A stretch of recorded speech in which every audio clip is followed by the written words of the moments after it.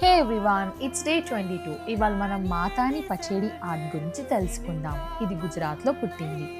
ఈ ఆర్ట్ ఒక secret textile art. నుమాడిక్ వగారి community వాళ్ళు చేసేవాళ్ళంట. అప్పట్లో లో క్యాస్ట్ వాళ్ళని టెంపుల్స్లో అలో చేసేవాళ్ళు కాదు కదా. అలా అమ్మవారి పూజ కోసం క్లాత్ పైన అమ్మవారి రూపం చేసి పూజలు చేసేవాళ్ళంట. మాతాని పచేడి అంటే అమ్మవారి వెనుకున్న సేక్రెడ్ క్లాత్ అని అర్థం.